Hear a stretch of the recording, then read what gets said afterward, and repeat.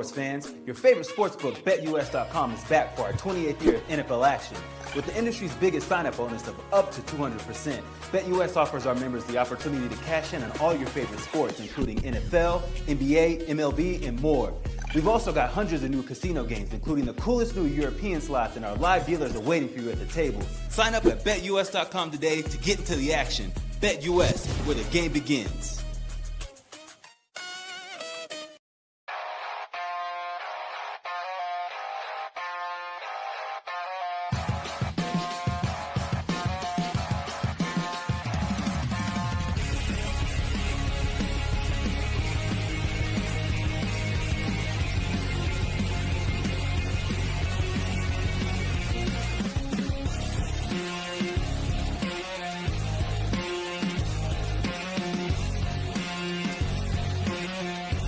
And now, broadcasting live from Las Vegas, the Snake Sports Talk Show with Jake Silva starts now. Ladies and gentlemen, and of course, a holiday week for you guys is tomorrow. Off the fireworks for the 4th of July as well. Welcome into the Snake Sports Talk Show, wherever and however you may be watching and listening. Thanks for making us part of your lovely evening on a Thursday.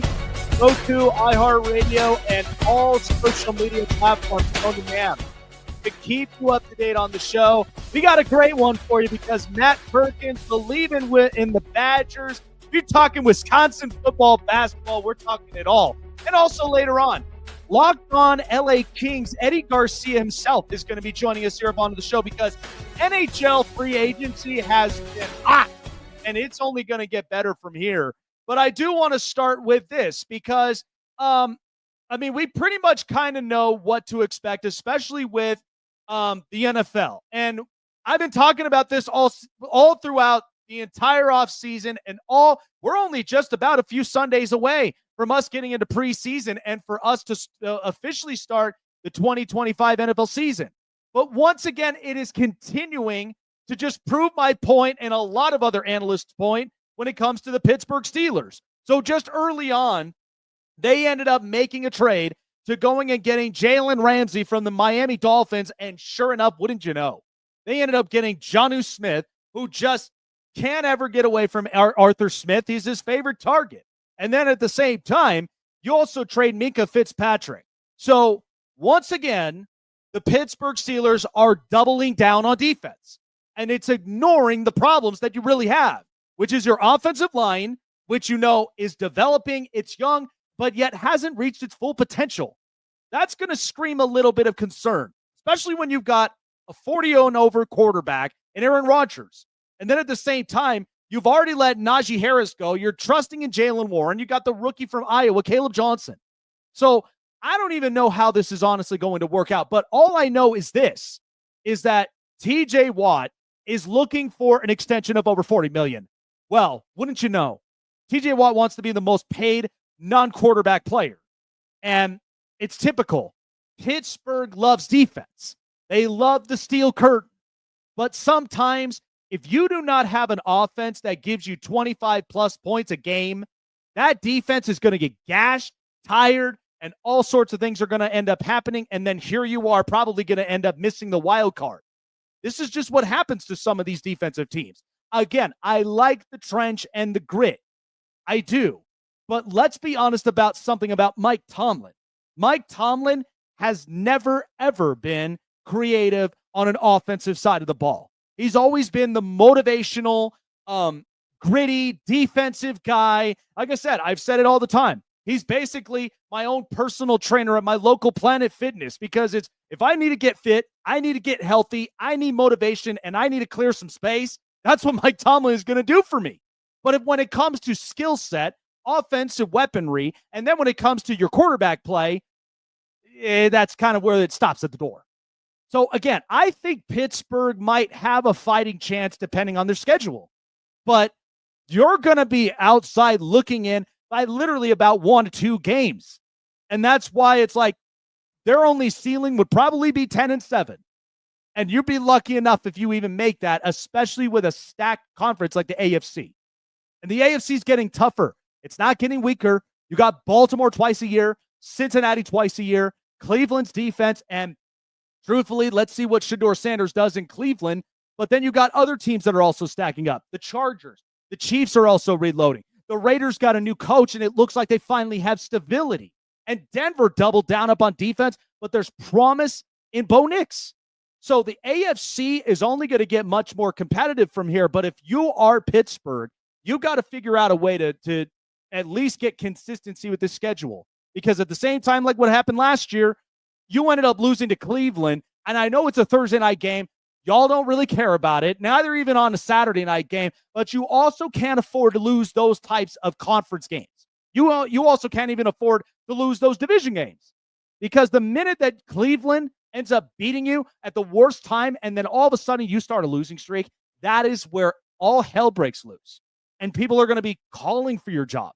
So that's the one thing I'm concerned about with Pittsburgh. And as much respect I have for Mike Tomlin for as long as he's carried the torch, to me, he's just been kind of manning the ship. There's no details to this. There's no upgrades.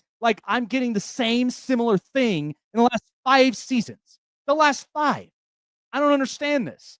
But Pittsburgh knows they are on they are on watch. They are the team that we really are going to look at all season long. And if one bit of inconsistency with their offense, I'm telling you, and you've heard it from me first.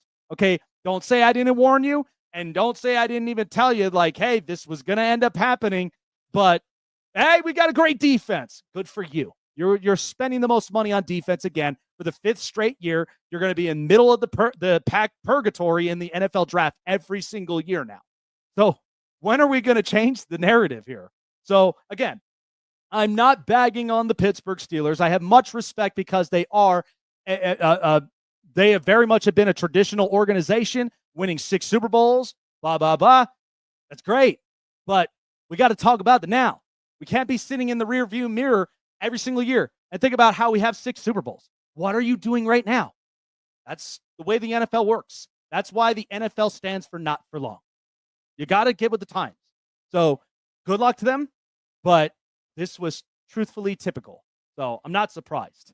All right. Well, we're going to be shifting up into college because we know that these conferences have just been fantastic. And at the same time, we're already preparing for a new realignment of the Pac-12, but also, too, the NIL deal, the college football playoff restructure. It's going to be really interesting. So to discuss that and also focusing in on them Wisconsin Badgers, here's Matt Perkins with Believe in Badgers.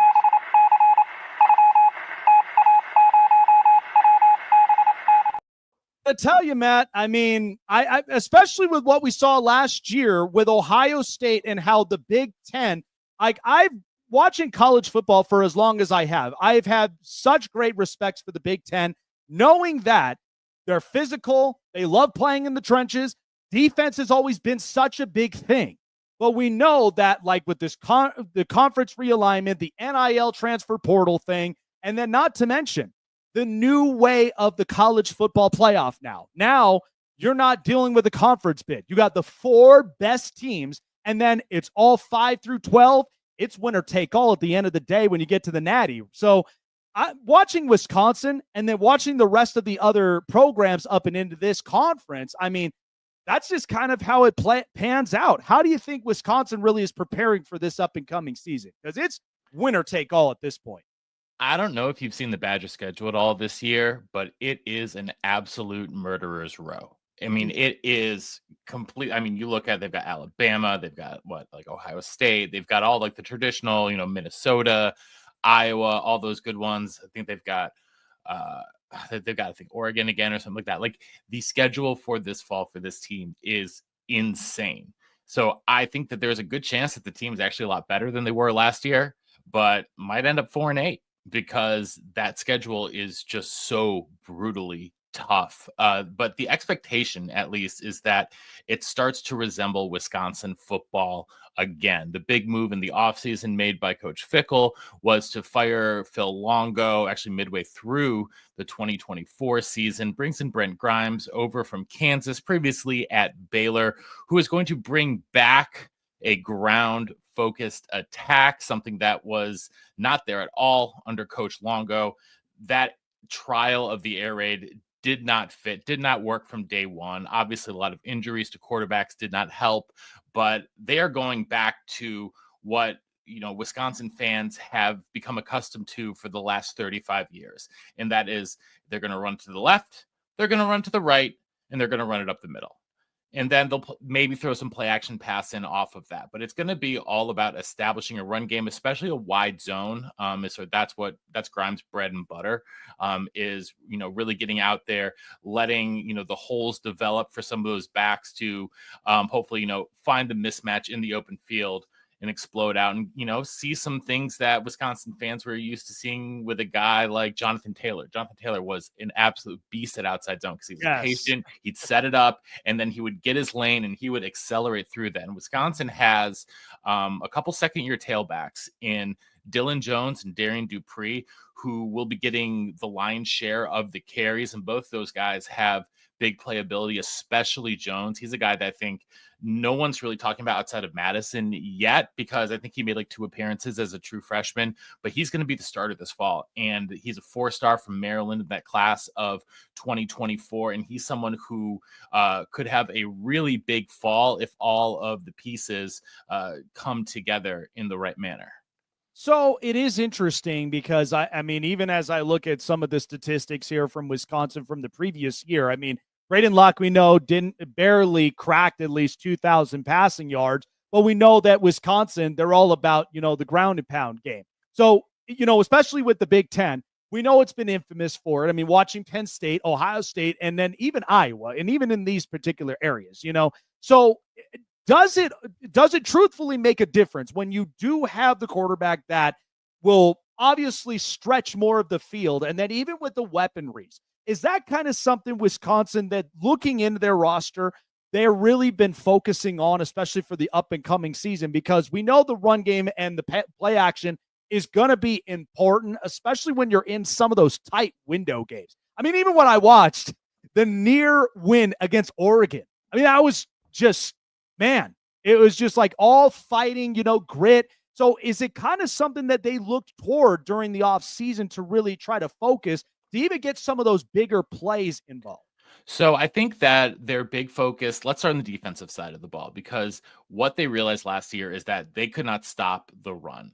Iowa ran over, around, and through them in what was one of the most pathetic defensive performances I've seen in a quarter century following this team. And what they did is they went out and got jumbo edges and defensive linemen. I think 7 of them through the portal. And they are just throwing as many bodies at this position as they can, because they had, bad run fits from the linebackers, but just no one on the defensive line was holding up anyone on the opposing offensive line. And there were giant holes for anyone with, a 40 time under 5.5 seconds could run through, right? I mean, these were just enormous lanes.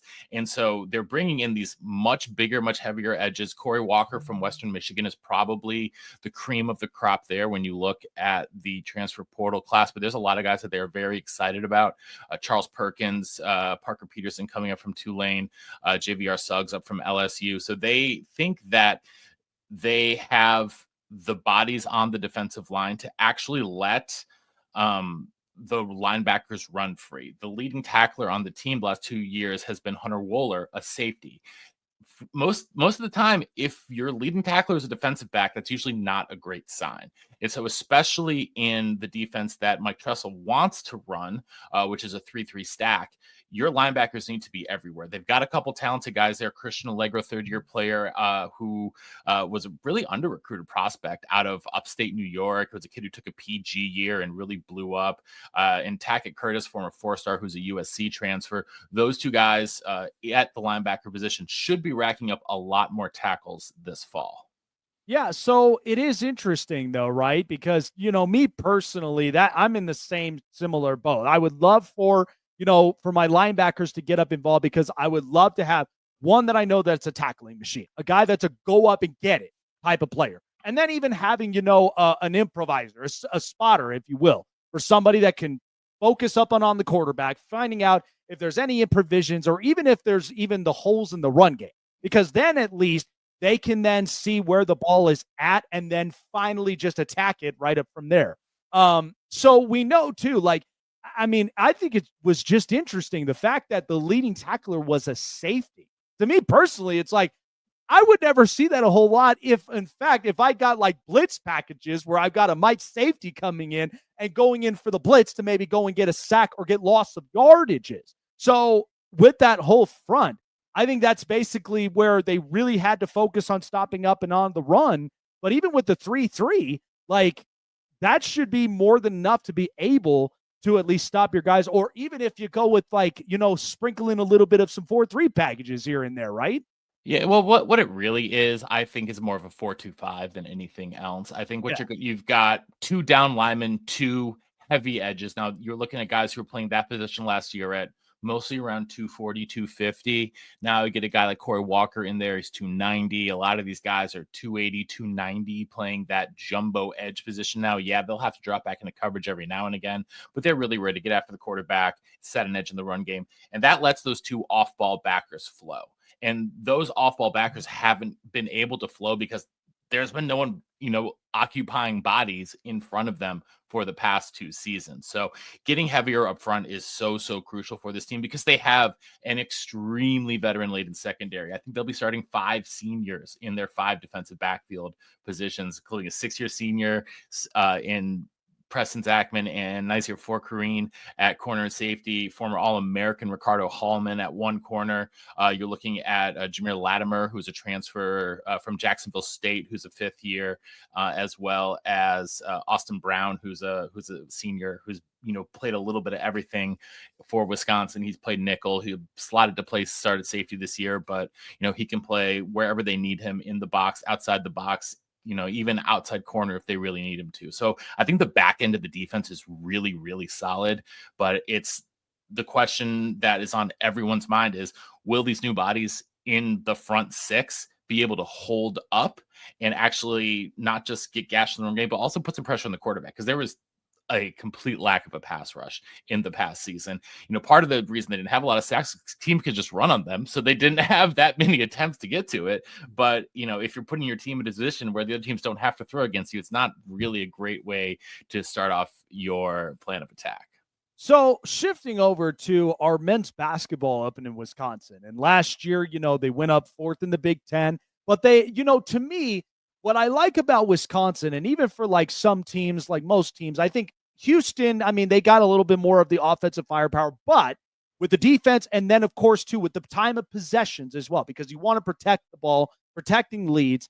Wisconsin, we know, like in the last couple of years, they've been pretty damn good at least defending, getting the rebounds, and then finding other ways to attack to get more of the points up to keep those secured leads. So this next year, it's going to be really interesting for Wisconsin moving forward, because not only just competing up and into their conference, but even at the same time, I love watching March Madness basketball because, you know, it actually starts literally on my birthday, and then you get through the entire 64 itself, and then it's just a wild party. So Wisconsin, you know, what they're looking into next year is, we definitely want to start attacking more up on the offensive sides, especially when inside the perimeter, be a perimeter attacker, and then find ways to mix in some threes, either from on the wings and the arcs. But I think with the rebounding, they've got at least a bunch of guys that we know that are capable of getting you the rebounds, capable of protecting the ball, and then even be able to go and get possession back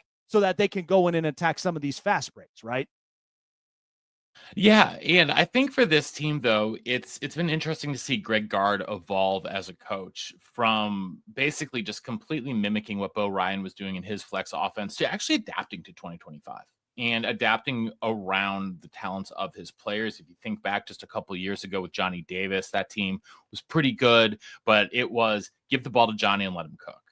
And now, last year, yes, you had John Tonje, who was an All-American, but that team was so much more of a free-flowing, pass the ball's going to keep moving, we're going to make the extra pass, find the open shot. And that finding the extra pass, you know, to the open shooter has always been the hallmark of Wisconsin basketball for 20-25 years, that selfless play. And I think that they've gotten back into that, these past couple seasons. And I think that is what is going to continue to make them good and make them competitive. They've done a good job in the portal this year. I think they just added Elijah Gray from Temple, who should be good wing depth a little bit earlier this week. In addition to him, they've also been able to bring in Braden Carrington from Tulsa, Nick Boyd from San Diego State. Both of those guys, I imagine, will be pretty big contributors right away for this team. But, I think all eyes are going to end up being on John Blackwell, who, was thinking about testing the waters of the NBA draft. He was probably going to be a very late second round pick or undrafted kind of guy, comes back to Wisconsin, doesn't hit the portal. So he had a lot of teams contacting him to, jump their way. He decides to stay at Wisconsin, and he's the kind of guy who has first team all Big Ten potential. He needs to step up as a shot creator with the ball in his hands. He's already a more than solid catch and shoot guy. He can do, a little bit, dribble penetration and stuff like that. But in order to really take his game to the next level, he's going to be the guy this season that has the ball in his hands with 6 seconds to go in the shot clock, and the play is completely broken down. It's going to be like, John, you got to get this now. And he's got to make that step from being the second guy to being the first guy. And I think that's sort of the biggest question for this team going into the season is people think that he can, but will he? So I think it's interesting. My last question up from here, because I've asked it to, I've been full of college in the last couple of weeks. I've had a bunch of guys asking them the same question about this because we know that the NIL and the transfer portal has really changed the landscape of just college sports in general. Now, what I'm thinking of, because even in college football, is that we get such good games every single year. And then we know people are like, has the Big Ten set the standard now for college football? I still believe because of SEC successes with draft picks, teams that are always competing in the playoffs, they've set the standard straight. And then the Big Ten, you mix up a bunch of those physical teams that I like, those that are willing to get their nose down on the ground and then just go and play physical football. But, when you think of basketball, what I think is interesting is because with this NIL deal, it's now causing a lot of these college players to come back and get the experiences, right? Because to me, I love watching the NFL draft every year because I have that one guy in the first round that I know could be a day one starter or be a contributor to a 53-man roster. Whereas in the NBA, I don't even see these guys as peaks until they're like their third, fourth year in the pros. And then it's like, where did these kids even come from? I want to be able to build that relationship, get to know these guys. So with this and allowing these kids to come back, I'd say maturity for the second, third year being there up in college would allow them to be able to be prepared for that next level, especially for a lot of our domestic stars, because you're seeing a lot of these international players and they're just already built up to that standard, versus what we've got here in the States. So, does that make a huge difference in how we can honestly better it for the next few years ahead, especially now with the NIL, the new money coming in and these players? I'm all about players getting paid, but I'm also all about growth, maturity, and then being prepared for that next gear for them to be able to be ready for the pros. Well, the thing is that all the European guys coming in have been playing professional basketball since they were 13, 14, right? The clubs that they play for, whether you are in Slovenia like Luka Doncic or then Spain or France, whatever, you are playing in what is, it's very similar to the, soccer academies of Europe, right? And so you've been playing for this club. You've been playing basically pro basketball against men since you were 16 for sure. You look at the guys that Luka Doncic was playing against when he was EuroLeague MVP at 17, 18. These are, grown bleep men that he is going up against. And so these kids have been professional athletes for 4 or 5 years and getting paid, not like college NIL money, but, a living wage, and have learned how to be professionals since a very young age, before we do here in the States. You start to learn how to be a professional in college here in the US. And because you are mandated to stay 3 years as a football player, we are inherently going to know you better as a viewing public. But if you're a one and done, or you're a guy who's bounced around to 3 schools in 3 years, we don't know your story as well, right? And so we're not going to have that same investment in you because you have been going up around and to whatever other stop you're going to make next, right? I think last year there was a player in Wisconsin who then transferred to Kansas this year, AJ Storr, including high school, is his 8th school in 8 years. You know, you're not going to build that equity with fans, with the viewing public, if you are in a new place every time I blink my eyes. Yeah. I don't know. Like, if I have seen this guy stay at Wisconsin and grow for 3 years, I can say, hey, I saw him when he was a recruit coming in. We got to be excited about his growth, his development. We saw him grow and blossom and mature in front of our very eyes. And now we know that he can go do it at the next level. But when they're just bouncing around, like you stop caring about them in the same type of way because you just don't have time to create those emotional attachments. Yeah, that's very, very true. And like I said, I mean, especially when you're having these quote unquote face of the league talks, it's just like, well, we're getting all these new players and, it's just a whole entire wave. It's like we felt like this when MJ ended up retiring, but it was easy because it was like we transitioned to LeBron. We got a chance to know him up from high school and then coming up and into the pros. But then it's like, what's going to happen once LeBron's retired? There's going to have to be, new ones. And especially, too, you got a lot of these international guys that are taking over the league. So it's like, if we could honestly step our way up as the States, to get these players geared up and ready for it, because a lot of this, too, is like the G League being up involved becomes a complete cluster.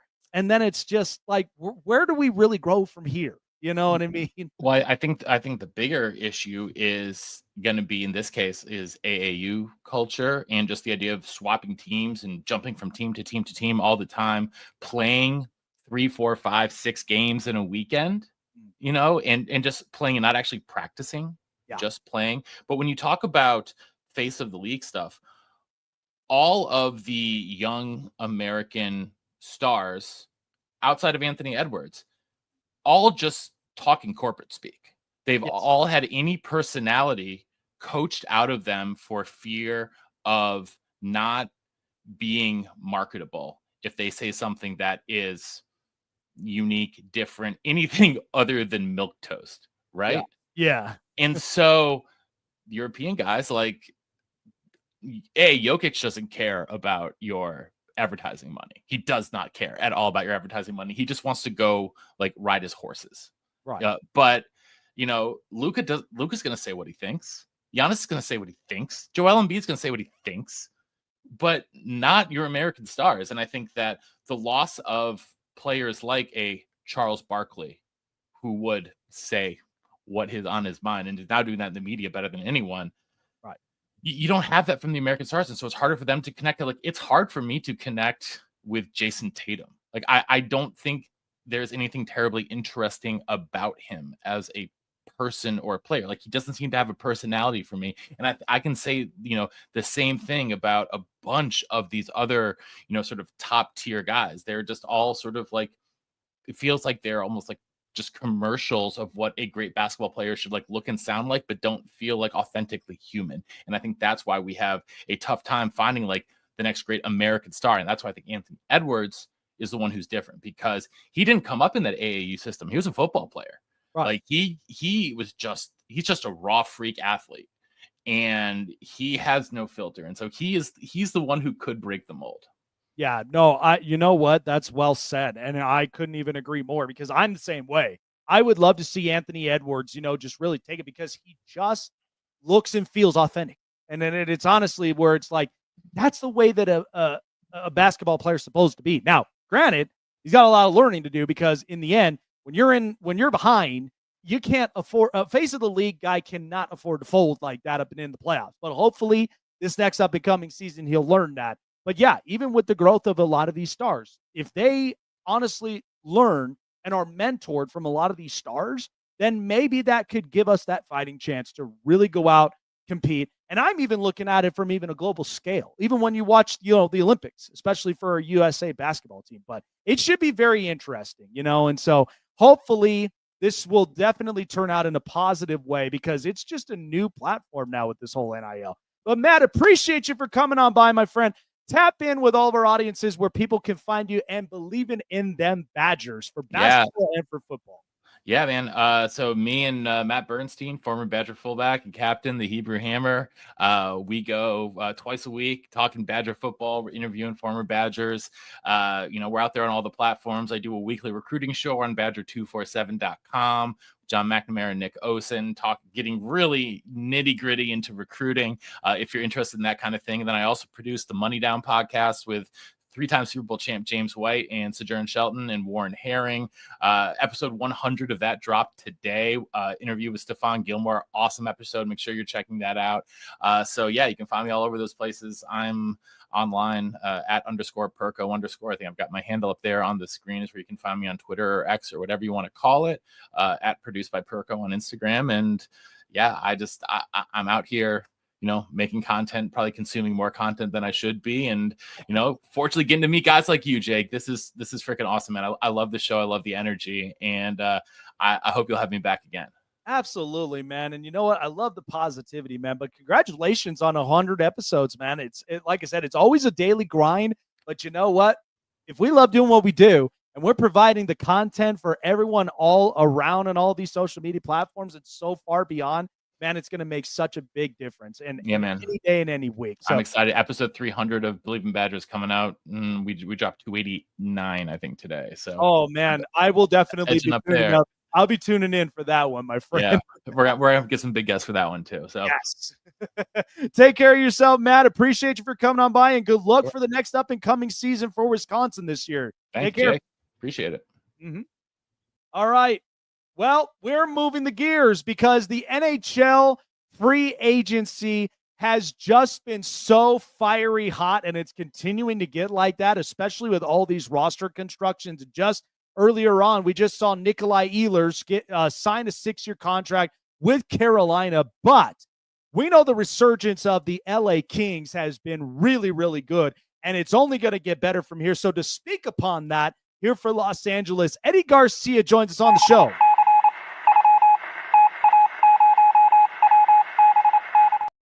Well, Eddie, I mean, the NHL free agency has just been fiery hot, and I love every minute of it. What has been kind of going through your mind and watching a lot of these other teams make deals, make trades? I know that the only thing that's been kind of more of the curveball has been kind of more of the coaching situation towards the end. Because of some of these coaching hires, I loved what New York did getting Mike Sullivan and a couple of others that just fit the scheme. And watching this whole free agency, it's like an absolute just wild party because we're only seeing right now some of these contracts only going to get much more expensive. And now that we have the new 4-year deal with the CBA, I mean, are we going to at some point expect the next $20 million a year hockey player at some point? Certainly, yeah, it's trending that way. Connor McDavid needs a new contract after this coming season, so he will be the highest paid player in the NHL very, very soon. A little bit interesting, the Oilers have obviously lost 2 straight years in the Stanley Cup final. I think, his exit press conference, with the media after the season ended, he didn't, there were no threats there, but he was kind of like, yeah, I'm going to take my time. We'll see what happens. And I think he's just kind of flexing his muscles a little bit, saying, I'm frustrated with the way the season has ended the last couple of years. I want to make sure that this organization is committed to getting a championship. And I want to make sure that everything's to my liking before I decide to sign a long-term deal with the Oilers. So maybe he signs like a 4-year deal and then they go through this again in a few years and then he can reevaluate where they've been. And maybe the best player in the game, arguably the best player in the game, decides time to go try something else. So we'll see, but it's approaching that way. The salary cap's going to go up each year over the next 4 years. The business of hockey is doing very well right now. It's great to have a labor peace because I've been a fan long enough. There's been work stoppages and losing a season, and that's something that's obviously the worst case scenario. So hockey's healthy right now. They're probably going to have expansion here at some point in the next couple of years, whether you like that or not. But again, the business of hockey is doing pretty good, and it's having a trickle-down effect to the players and the contracts. So it is interesting because this past season, I mean, the Western Conference, a lot of these teams, you got your Vegas, your Winnipegs, and then even when you look at the Dallas Stars, and the LA Kings, I've watched them for years and covering this team is, winning the 2 Stanley Cups from 12 and 14, and for as good as they've been, with offense, defense, but we know that the Western Conference, and even with what I've seen up in free agency, it seems like I kind of have a lock of the Eastern Conference. But with the West, I'm getting multitude of teams. So it's like, watching the LA Kings and finishing up second in the Pacific and what they're building right now as an entire contribution for just their youth, the youth movement. And then at the same time, Anji Kopitar, Drew Doughty, and multiple others that are really helping out for this youth core. I mean, the Kings, they really are willing to be competitive. And at the same time, they want to be up and in the same plateau as all of these other teams in the Western Conference. So I think it's just like they're making the deals, and then they definitely want to compete with a lot of these top teams here in the Western Conference, right? Well, there's no doubt that that's what they want to do, and that's the goal. Right now, though, I don't know that they have the top-end horses to really be able to compete, even in their division. I'm sure we'll talk about it a little bit more, but Mitch Marner was the top prize free agent this year. He is in a sign and trade, comes to Vegas. So now they got Vegas with Mitch Marner and Jack Eichel. Obviously, the Oilers have been a huge thorn in the side of the LA Kings, beating them 4 years in a row in the first round. Connor McDavid and Leon Draisaitl likely not going anywhere for the immediate future. Obviously, Draisaitl signed long-term. McDavid will get a new contract, whether it's 4 years, 8 years, we'll have to wait and see. But for the foreseeable future, those two guys aren't going anywhere. And the way the NHL playoff format is set up, the Kings have to go through those two teams to get to the Western Conference final, unless they are, can win the division and play a wild card. But still, the road before them is difficult, and they just don't have those superstar talents like Marner, like Eichel, like McDavid, like Draisaitl. So it's going to be very difficult. Hockey is very much a team game. It's not just about a couple of stars, but those big guns, those MVP caliber players certainly help a lot in the long run. So the Kings are trying to be competitive. They're going to spend to the cap. They've got a couple of young guys that they hope will take a next step in their development, particularly Quentin Byfield, who was a number 2 overall pick a few years back. They're going to need those guys to step up and become maybe those types of players or close to it. But the Kings they're there, they're getting in the playoffs, but unfortunately for them, they've run into an Edmonton team that's been pretty good the last few years, and they just can't get by them at the moment. So I was curious because, watching this team the last couple of seasons, the things that were kind of going on the back of my head was a few things. Number one is that outside of Anji Kopitar and Drew Doughty, there were a couple of names that were obviously going to end up being moved. And that was at the time, Alec Martinez gets moved, Jeff Carter ends up getting moved, and then Tanner Pearson, and then even, Jonathan Quick. And to me, it seemed like the Kings were holding on to these guys, for quite some time until the actual youth movement started to help to refresh them to get them to where they are now and still building up for further and beyond. But when that timeline, right, did it seem like the Kings, they really needed to pivot in that direction? And we know that sometimes too, with the draft is also one thing because you're getting the assets. You're also getting a lot of these, top prospects that will eventually become stars in the future and really help out a franchise. But it seemed like from that point forward and to where we are fast forwarding from now, I was happy at the time when they got Darcy Kemper because I was like, this is a goalie now that will help them to at least get the defenses, the goal, the shot blocks, and then at the same time, give them some of those, what were once losses for the Kings, now the wins to keep them rolling and then keep on building for a lot of their youth movement. But did it seem like that was the pivot at that point that the Kings knew that they needed to make and where we are right now, fast forwarding? Well, I think most teams are guilty of this. We saw it with the Chicago Blackhawks. They won 3 titles in 6 years, and now they're in a situation where they're really having a tough time rebuilding. They've lost a lot of games. They've gotten the big draft pick, and it still they haven't even come close to turning a corner yet. So a lot of teams go through this. They hang on to those superstars, those Hall of Famers, maybe a little bit longer than they should. They had Patrick Kane, Jonathan Taves, Duncan Keith there, that core in Chicago. And it's hard to turn the page off of guys who are going to be future Hall of Famers. So every team has to go through it. And I think it'll be very interesting to see how the Florida Panthers handle it. They've won 2 in a row. They're bringing pretty much everyone back when a lot of people didn't think they would be able to bring guys like Aaron Ekblad, the defenseman, Sam Bennett, the playoff hero, the Conn Smythe Trophy winner, Brad Marchand, the veteran, coming back. They're all coming back again. So they're going to have a great chance to three-peat. But at some point, there will be a time where they'll have to decide, when can we move off this, or when do we try and stretch this out for as long as we can. No one's going to complain about it really in Florida. And look, when the Kings won their 2 cups in 3 years, Chicago, with all the success they had, in that moment, their fans are like, look, we'll worry about down the road then. We're winning now. We're having success. Let's enjoy this party as long as we can. And there's plenty of other NHL teams which would have said, hey, we'd love to have 2 cups in 3 years or 3 cups in 6 years. There's still, you look at Vancouver, has still never won a cup. Buffalo's never won a cup. Some of those franchises would die to have something like that. So yeah, the Kings probably held on to things a little bit too long. Then they had to go through a rebuild. They kind of rebounded pretty quick. Maybe they would have benefited from building a little bit longer, but it's hard to not want to have success when you have a little bit of a taste of it and you think, well, maybe the rebuild's here a little bit, successful sooner than later. You get in the playoffs. It's good. It's a tough road right now, but every team goes through that. That's had a few seasons of high-end hockey or whatever the sport might be.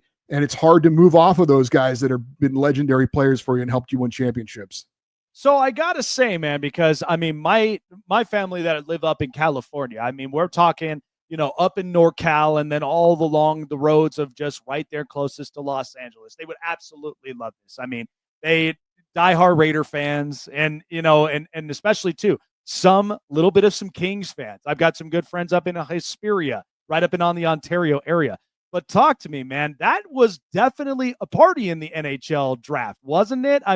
LA, you're up there in the big lights and just, I've yet to actually see Crypto Arena now. I still will call it Staples Center. I don't care what anybody says, but, to be there and then to just basically see, the atmosphere, even with some of the festivities. And then you watch a lot of these young players, whether down up in Orange County with Anaheim, or you got the LA Kings themselves. That was quite a party, and how the turnout really went from this past NHL draft.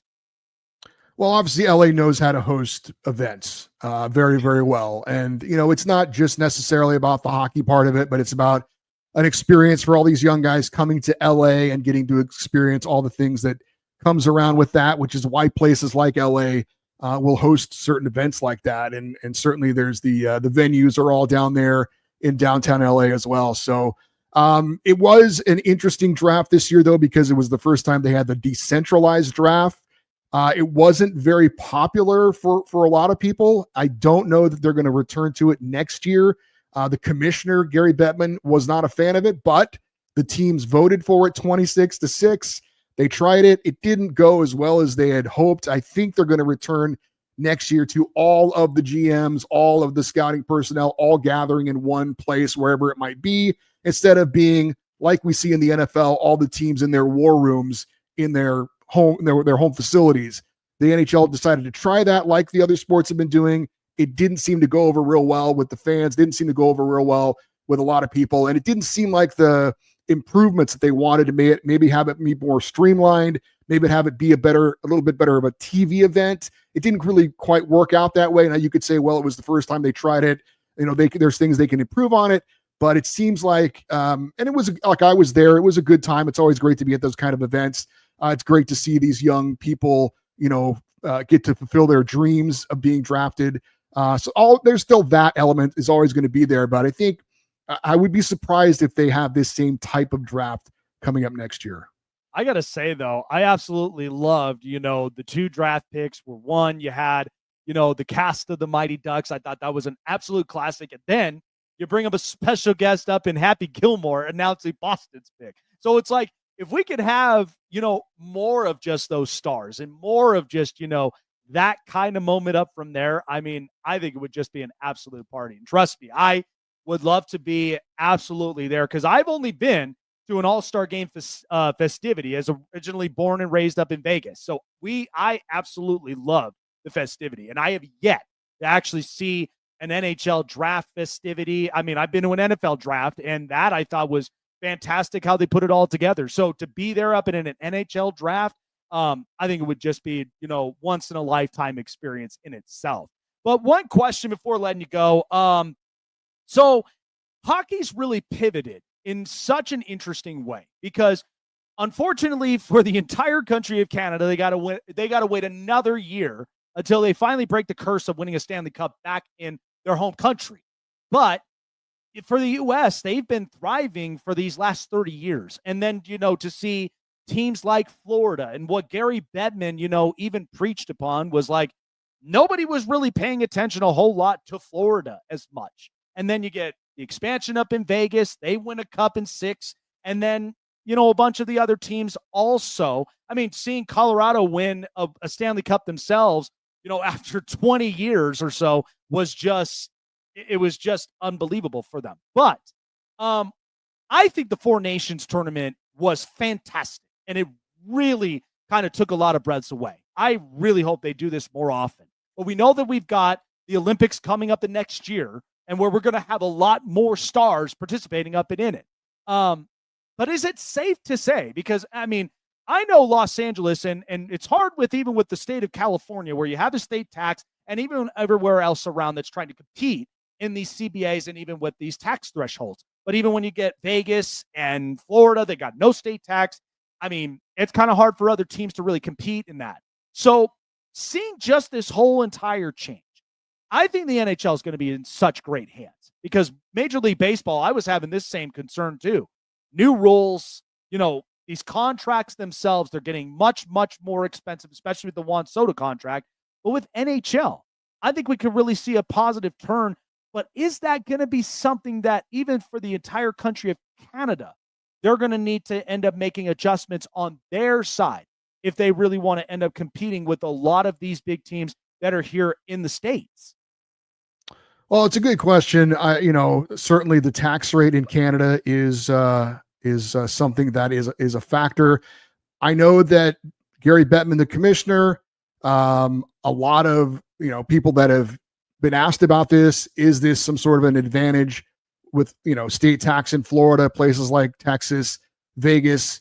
Is that an advantage for them? And they've really downplayed it a lot. Asked about maybe potential rule changes or changes, to try and make it a more balanced playing field. They have completely, dismissed it, that it is an advantage, and they have no desire at this point in time to do anything to change it. But I think it is a factor. I think it would be naive to say it's not a factor. I also don't know that it's completely a coincidence that, as you said, no Canadian team has won it since 1993, while we've had 4 Stanley Cup winners recently in the state of Florida. Now, granted, there were plenty of years where the Panthers and Lightning weren't very good and nobody cared about the state tax situation then. But now that they're winning and players see it's a great place to play, obviously you've got the weather, you've got all that, and you don't have to pay state income tax as well. I mean, Brad Marchand came out and said it. Is it a factor? Yes, it's a factor. Players do take that into consideration. Is it as big of a factor that there needs to be some sort of rule change or legislation to address it? The NHL at this point says no, but we'll see how much farther this thing goes before maybe they have to look into it. Yeah, no, it's really going to be really interesting. And again, I was just like this. I'm like, we can only be so appreciative of there being no state tax in the state of Nevada, because I know at some point, I mean, the A's coming there. We've already had the Raiders, touchdown here. And then it's just like, at some point down. And especially with, political stances with even the legislatures and such, it's going to probably at some point change in the next few years, especially when you got new money involved. Things are starting to get, expensive, and somehow, some way, you got to be able to manage the monies right. So who knows? It might be really, really interesting down the road. But appreciate you for coming on by here, Eddie. Where can people find you for all of our audiences here to get them locked on the LA Kings all season long? Yeah, well, if you are interested in the Los Angeles Kings at all, I do the podcast 5, sometimes 6 days a week, all year long. It's Locked On LA Kings, and please remember the LA part, or you might get an NBA team in Sacramento that talking to you about some hoops. But Locked On LA Kings. I've also been a part of a weekly NHL podcast that's now in its 19th year, believe it or not. We were one of the longest running hockey podcasts around. It's called the Puck Podcast. I've done it for 19 years with one of my best friends, just talking NHL every week. So if anybody wants to get a weekly NHL show, they can check out the Puck Podcast as well. And just to keep in your memory bank during the NHL season, I'm also co-host of a show called Locked On NHL Game Night. Wraps up the night in the NHL 7 days a week. So we'll be back once the NHL season starts up again in October. Absolutely love it, man. I'm going to be locked into that, the up and coming season, man, because I just absolutely love hockey. I live here in Colorado now. We're almost going into the second year. So, of course, I got to deal with the Avs, but yet still, I got to rep up my hometown team in Vegas. And so I'm always going to be wanting to tuning into some hockey news and so much more up on it. So I will definitely be locked in on it. But appreciate you, Eddie. Have a great rest of your week. And by the way, happy 4th to you tomorrow. I know there's going to be lots of fireworks going to be blowing up here on a Friday, man. So be safe, enjoy, and we'll definitely see you soon here for the next up and coming season.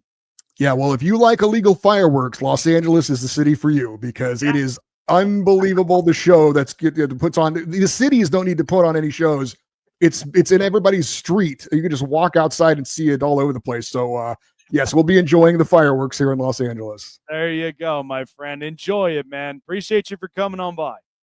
All right, thank you. Absolutely. All right. Well, now we got to bring in the man of the hour, of course, and my co-host Chase, who's finally on here with. I mean, we've had didn't have to work tonight, man. They gave me the night off and everything because with me being a new person at work, and me in training still, they don't want me to get that overtime pay for the holiday, so they just gave me the holiday pay and said, "Here, have the night off." Oh, well, at least there's some compensation right up from there. Exactly. Well, I do got to say, though, I mean, to going back to that trade, we know there's been an awful lot of, dude, I've been paying attention to everything. Okay. This is usually the dog day of our summer is when hockey, free agency, NBA free agency has just been fantastic. And then, of course, you still got the NFL free agency before the season starts. We're already close to the Hall of Fame game between the Lions and Chargers. And it's insane. Like the end of this month and everything. And like the amount of people that are still available that are good. Yes. In the NFL is insane. Like absolutely insane. So this was the thing. And I made this point before you came on is I just think the Pittsburgh Steelers, I just don't know if they've just become so insular with like defense, even after they just made that trade with Jalen Ramsey and then having to trade away Mika Fitzpatrick, which I was just like, it's typical. And they're taking the whole entirety of the contract. Like that just tells you that they're so invested up on defense. And then I'm looking over, I'm like, I don't trust the offensive line. I don't even know what the run game is literally going to look like that even with Jaylen Warren and the new rookie Caleb Johnson. But it's like, I don't know. Like I told you, I just think they're going to have a hard time putting up 25 plus points a game if they cannot figure out the chemistry and consistency of that offense. Yeah, no, like I totally agree. And like, it's crazy because the Steelers want to spend all of this time, money, and effort on defense. Well, we have seen for the past, 4 or 5 years now, that the defense isn't going to matter when it comes to the end of the season because they are just going to be burnt out. They're going to be, not ready to go and everything. Because like everybody always hypes up the Steelers every year for the past like 5 years saying like, this is a strong team. This is a playoff team, blah, blah, blah, blah, blah. And then like they're, they've got 1 loss or 2 losses by the time week 9 or 10 comes. And then they go on a streak where they lose like 4 or 5 straight at the end of the season because their defense is burnt out. Their offense can't score anything.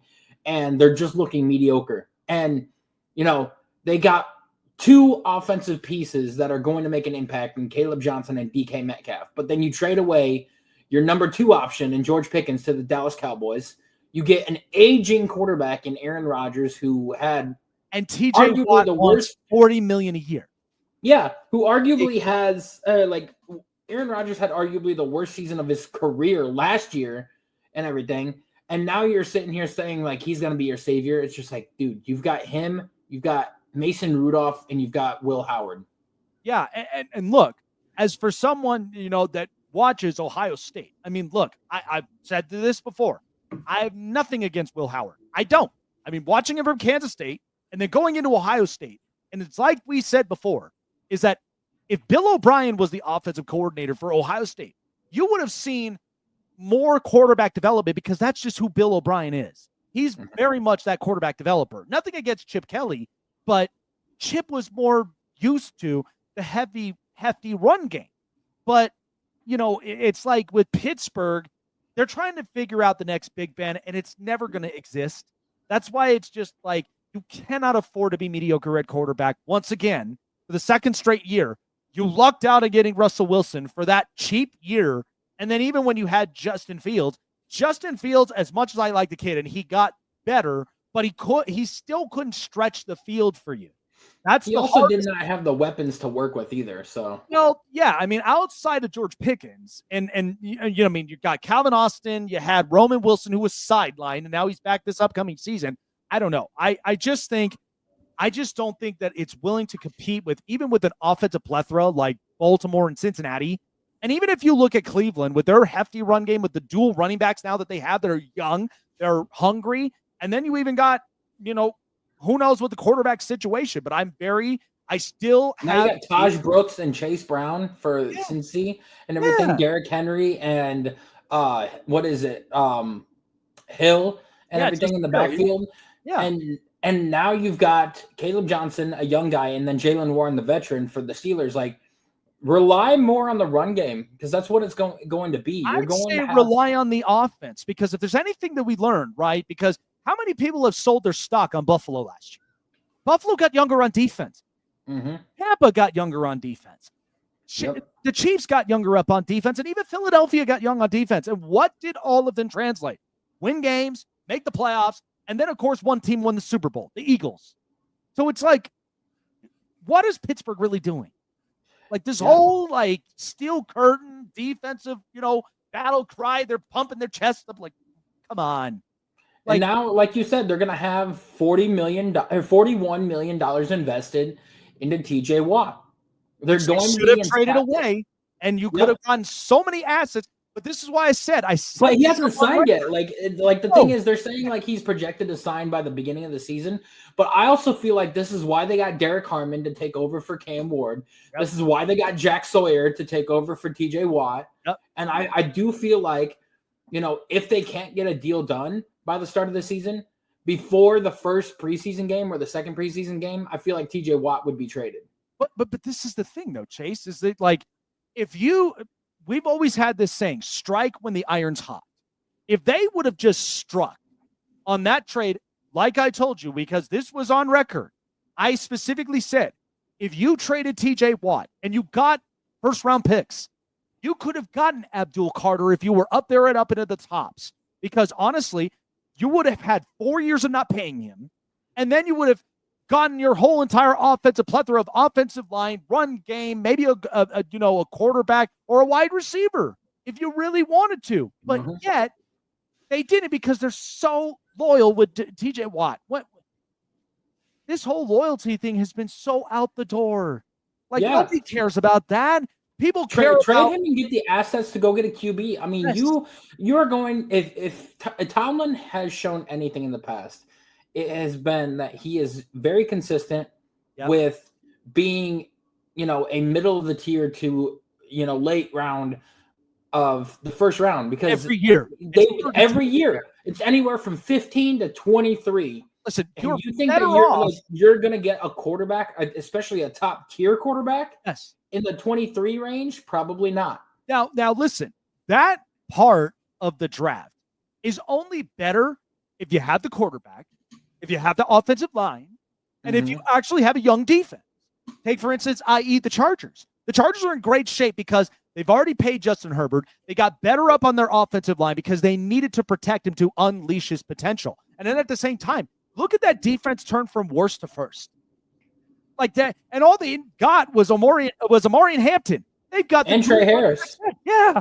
They got a dual running back set that's exactly what Jim Harbaugh loves. Who is their other running back? Najee Harris. Oh gosh, that's right. That's what I'm saying. Look at that dual backfield. Does that not just scream fantasy touchdowns there for you? And a guy that's available that is still a veteran and could be a solid, capable weapon for, Justin Herbert. Amari Cooper and Keenan Allen are both still available. Yeah. So, but that's where a lot of that could be so simplified. I mean, hell, even the Rams up at 26, they've already got Stafford, and they've already gotten Devontae Adams. You give him at least that over-the-top receiver to help out, and even if you already have Puka Nacua, but your defense got younger, and then at the same time, Kyron Williams. I mean, hopefully we'll see something out of Blake Corum, but you learn from these teams. I mean, Joe Ortiz, Les Snead, Brett Veach, all these teams, they figured it out.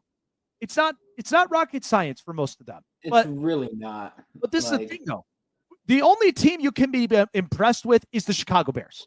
Seriously. Because how long have the Bears been stuck on defense until Ben Johnson got there and literally harped upon, I need a better offensive line. I need to have an offensive plethora of weapons to help out with Caleb Williams, and then I can develop him to where he's not holding the ball on for too long. Yep. That's one thing I've been impressed with. When do you ever hear me say that I've been more impressed with Chicago than I have been with Pittsburgh? What the hell? Yeah, I know. It's absolutely insane to think about, just because you sit here and you look at the history. I'm starting to think a small sample size. That's all I need, is a small sample size of Steeler fans are actually coming to my side. They're actually starting to listen to me. Yeah. I mean, honestly though, if the Steelers were very smart, and if their front office on Omar Khan was as smart as what people say he is, here's what you do. TJ Watt is your franchise cornerstone player. Yes. He is going to be a Hall of Famer. There's no doubt about it. Yes. But you are picking in the middle of the pack every single year in the draft, and you have no chance to get that top tier QB. Yes. What do? You trade TJ Watt to a potential top 3 team in the league. That's bottom 3 team in the league. I think he would have been there to the Saints or something and get the number 1 pick. That way you can get a QB. I would trade him to the Patriots, because what do we know that Mike Vrabel loves more than anything? He likes a solid pass rusher.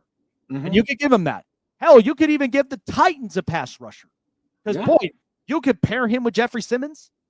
I mean, they got the Jets. The Jets could use a solid pass rusher. Use it too. Because here's the thing. They're not going to be doing the same similarity as what happened with Hassan Reddick. They could honestly be better than that with TJ Watt. Mm-hmm. So you could have honestly pairing him with Aaron Glenn. Ooh, that would be dangerous. Yeah. The whole defensive front, even when you got Jermaine Johnson on the other side. I'm telling you, man, that the whole entire defensive front for the Jets would be unbelievable. Dude, it would be absolutely insane, because then you had Quinn Williams, you'd have Quincy Williams, who is on there as well. You'd have Jermaine Johnson. You'd have there's one other defensive tackle that I'm kind of forgetting with them. And then you'd have TJ Watt. Yeah, that secondary would be great too. Yeah, that's why I'm like, if only if that light bulb clicked in their head, that would have been the only thing that would have at least saved the Steeler franchise. But yeah, unbelievable. Good stuff, man. Any plans for the 4th? Because I know I got the day off, and I know I'm going to be celebrating with some fireworks and all the rest of it. But I mean, I work tomorrow night. I mean, now that they got me on a 3rd shift schedule, I am going to be currently working all the time. I go into work. I leave my apartment probably at 8:30, get to work by 9:30 and everything, clock in and get going. I still am waiting to find out when I'm going to get hired in at the sheriff's office and everything here in Columbus, and then everything will change going from there. So it's gonna be a fun time and everything, man. Yeah, I think it's going to be more of a calming day tomorrow. Like, I mean, we're going to be hanging out with some friends and family, and because we know that dog really doesn't usually do well up on fireworks. It usually always is the case with some of them, but My dog's okay with fireworks. She's very calm and everything. Yeah. She finds it soothing. there you go. No, dude, I like when I heard that Jalen Ramsey news, and I was just like, seriously, dude, like, are you kidding me? Like, first Jair Alexander, then Jalen Ramsey, but the fact that they got Minka out of Pittsburgh, I was happy about that. Yeah, right. I mean, who would have known he would have gone back to Miami? Isn't that I mean, Miami shouldn't have gotten rid of him in the first place, but they No. did not think that he was going to amount to anything, but you were playing him out of position. You were playing him at corner rather than safety, and I'm like, really? And it was like he's not a corner. He's more of that borderline slot safety. Like he's really that kind. So yeah. And then he's been like a 3-time All-Pro at the safety position. I'm like, dude, like this is exactly why Miami's mediocre. And now they've been trying to get a tight end to replace Jonnu Smith. Yeah, now they got Darren Waller. Like they've been trying to contact the Browns to try to trade for David Njoku. Yeah, that wasn't even going to happen. No. But it's funny because isn't it when I look at Miami's side, a quick note, does it just scream that there's going to be firings this end of the season? Yeah. It sounds to me this is just their way of Chris Greer and Mike McDaniel to be out the door. I think that that this is the final season with them, and if a healthy Tua and a healthy offense with a Mike McDaniels led offense and everything, if they don't make it to the playoffs and win a playoff game, they're out of there. Even if they make the playoffs and they don't win, I still think they're out of there. This is the thing. You're dealing with the New England that's going to smash you in the mouth. You got the Jets, who probably are not even going to be playing nice. And then you got the Buffalo. Like, this is not going to be good for Miami. That's I can make a hot take saying that I could see Miami being in 4th place in that division, but I still think it might be the Jets. To be truthfully honest, I mean, I don't know. I mean, I think the Patriots are going to be in 2nd place in that division. They spent their entire $175 million. They spent their entire $175 million on defense in all the. The reason of it is because we know Mike Vrabel is a defensive guy, but and then spent their picks on offense, including a future offensive tackle. Yes, and so you want to give protection for your future quarterback, and then at the same time, but it's like I said, it's all coming to fruition that New England will make the playoffs before Miami and Pittsburgh. Yeah. I mean, because they'll fight for that last wild card spot. It's going to come down to the trenches. That's exactly what we're going to see this upcoming season. It's going to be nothing but ground and pound run game, and it's going to come down to the last man standing. Well, it's absolutely insane to sit here and think about, and just looking at everything and how it's going to play out. It's very interesting. Before we go, like, here's a few free agents that are still available. You got Amari Cooper, Asante Samuel Jr., Justin Simmons, Kaiser White, Brandon Sheriff, Keenan Allen, Julian Blackmon, Gabe Davis, and Mike Hilton are the ones that are all still available. Like, that's a lot of talent still on the board. But I think these guys, eventually will be signed in by the time that we start off with preseason. Because probably by the regular season, yeah. Yeah, because by the time you're going to be going through the prunings, you're going to be going through those cuts that eventually will shape your 53-man roster. And even for guys that don't end up making it, that's when you can go out and then you can say, hey, we might actually have a fill-in for this position. So these guys are probably going to be potentially fill-ins for the rest of the season, because at that point, you've already made the cuts, you've already set your roster, and all you're looking for now is just that little bit of extra that can really help out to really boost up the team. And it's not a bad idea. All right, well, this week's been great, and we've had great guests up on. Shout out to Matt Perkins of Believe in Badgers talking to us about Wisconsin football, and then at the same time, shout out to Eddie Garcia, who was live up in Los Angeles during the NHL draft and talking about the LA Kings as well. Appreciate those guys for being here.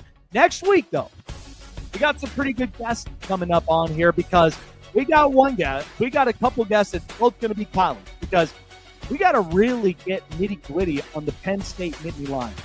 We got a guest coming up from there. Zach Sicko is going to be joining us here. And also, a guest that's going to be talking about what the vibes are going to be like in Chapel Hill when Chapel Hill starts his first season in college football. So, not all of that here coming up next week. It's going to be a fun one for Jace and myself. Happy 4th of July to all of you tomorrow. Be safe.